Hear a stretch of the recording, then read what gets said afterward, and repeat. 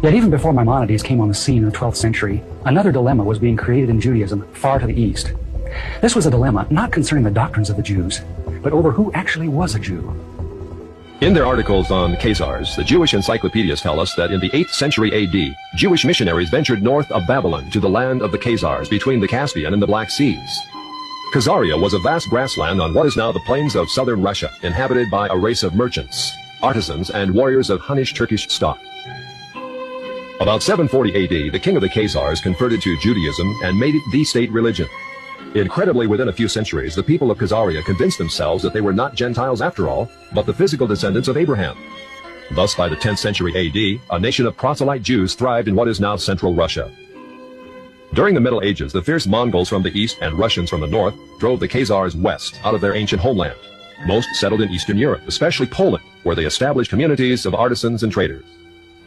Judaism thus became divided into two basic groups which remain today: the Ashkenazim, which are the Khazars of the east, and the Sephardic Oriental, which are Jews of Spain, Turkey, and lands bordering on the Mediterranean. Today, the Ashkenazim, or Khazars, are the vast majority, about 80% of those who call themselves Jews. The two most recent premiers of Israel illustrate these two racial types. Shimon Peres is a Sephardic Jew from authentic Jewish stock. Yitzhak Shamir, like Menachem Begin, is Ashkenazim, or Khazar in origin. In Poland, these ancestors of most modern Jews thrived. In fact, they actually became more zealous Jews than their theological cousins to the west, the Sephardim. The Khazars were fascinated with that mystical aspect of Judaism called Kabbalah. Kabbalah was the Jewish form of ancient Gnosticism, a belief that God is unconscious yet everywhere, revealed in different levels of refinement throughout the universe. Of course, Judaism was always unique among ancient religions in its belief in a single conscious God, a God not only capable of creating the worlds, but of punishing evil and rewarding good. Like Eastern religions, however, the Polish Kabbalists believe that God in his purest form is utterly remote, unknowable, without opinions about right and wrong.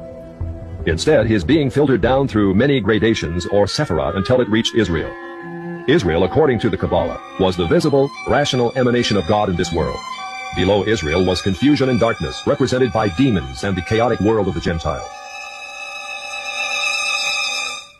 What excited the Khazars was that Kabbalah preached revolution. It said that Jews, as superior beings, were destined to rule the world. In the Zohar, which is the written text of Kabbalistic lore, we find the arrogance and ambition of the ancient Pharisees very much alive. In a typical passage, the Zohar teaches, living soul refers to Israel, who have holy living souls from above, and cattle and creeping thing and beasts of the earth to the other peoples who are not living soul. Only by the overthrow of the Gentile, the Zohar asserts, can Israel regain its position as God's Shekinah glory on earth.